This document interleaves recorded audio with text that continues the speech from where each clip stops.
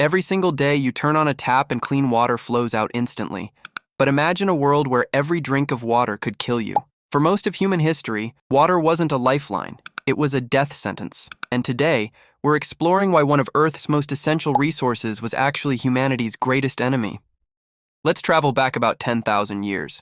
Imagine you're a prehistoric human living in a small village near a river. Life is hard. You hunt, you gather, you survive day by day. But there's one thing your body needs more than anything else: water. Without it, you die in just a few days. But here's the problem. That river, it's not clean. It's not filtered. Animals upstream are drinking from it, dying in it, leaving their bodies to decompose in it. Entire villages are using it as a bathroom, and you have absolutely no idea what's actually in that water. And because water was everywhere, literally surrounding every human settlement, people had to use it. They had no choice. Drink the contaminated water or die of thirst. It was impossible to escape. Water wasn't just dangerous. It was inescapable danger. Now here's the cruel part. Ancient humans had no idea why water was making them sick. They couldn't see the parasites. They couldn't see the bacteria. They couldn't see the viruses. All they knew was, drink water, get sick. But they didn't understand the why behind it. So humans tried something. Different cultures all around the world started experimenting. Some people noticed that boiling water seemed to help. But why? They didn't know about bacteria dying at 100 degrees Celsius. They just knew hot water made fewer people sick. It was pure observation. But here's the thing, boiling water was hard. It took time, fuel, effort, and it didn't always work perfectly. People still got sick, so cultures tried other things. Some added herbs, some added alcohol, some just gave up and drank whatever they had. But then something interesting happened. In medieval Europe, they started drinking beer instead of water.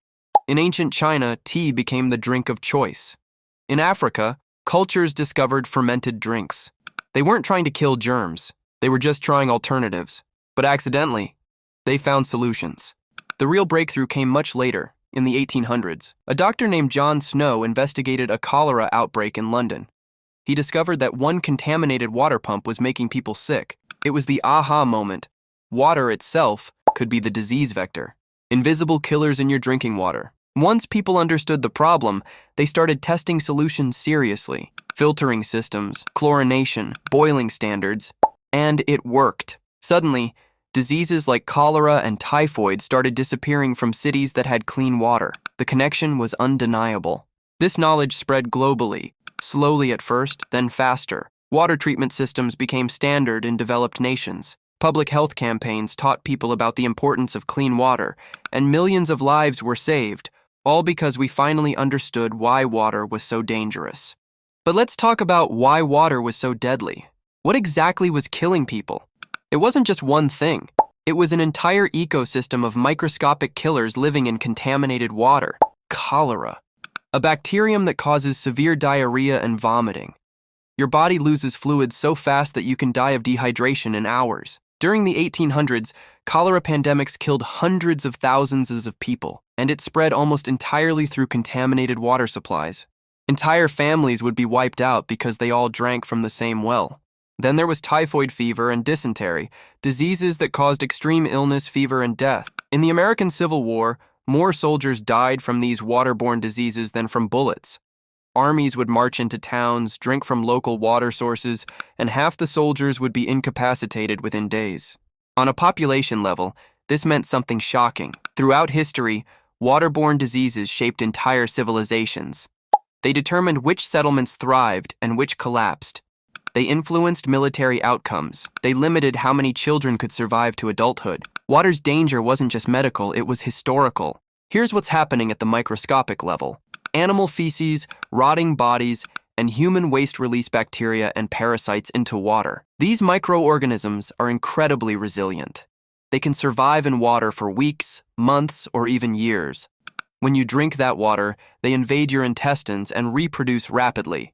Your immune system fights back, causing inflammation, diarrhea, fever, and organ failure.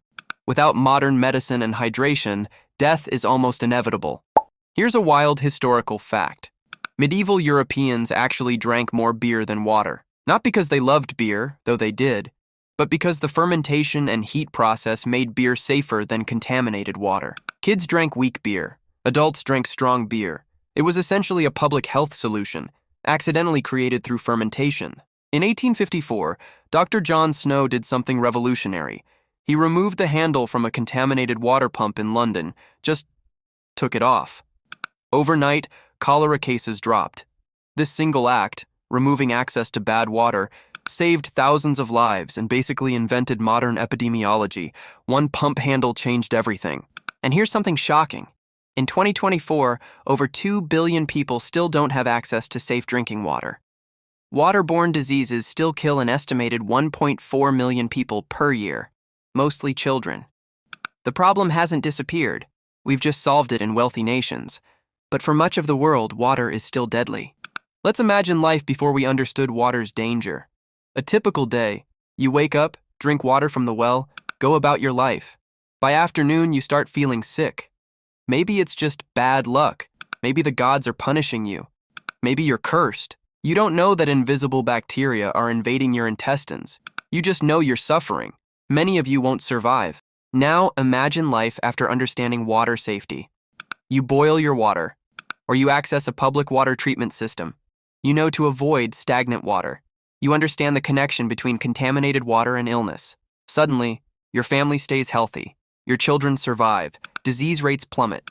The same action, understanding water, literally saved civilizations. Interestingly, different cultures discovered water safety solutions independently. Indigenous peoples in the Americas used boiling and fermentation. Ancient Egyptians had sophisticated water systems. Indians developed specific herbal water purification methods. Everyone everywhere eventually learned untreated water truck death. It was a universal human problem with universal solutions. So why does this matter today? Because clean water is still crucial to human survival, and it's becoming scarcer. Climate change, pollution, and population growth are making water access harder. Essentially, humanity solved the invisible killer problem through science, but now we're facing a new water crisis. Not contamination, but scarcity. We went from water is deadly to water is precious. History has a way of circling back. The lesson: never take water for granted. Every sip you take is the result of thousands of years of human innovation, experimentation, and scientific discovery. And billions of people still don't have access to that same safety. When you waste water, you're squandering one of humanity's hardest-won victories. Water was so dangerous that it shaped civilizations, ended armies, and killed millions. But we figured it out. We learned. We innovated. And that's what makes human history so incredible, our ability to overcome seemingly impossible challenges.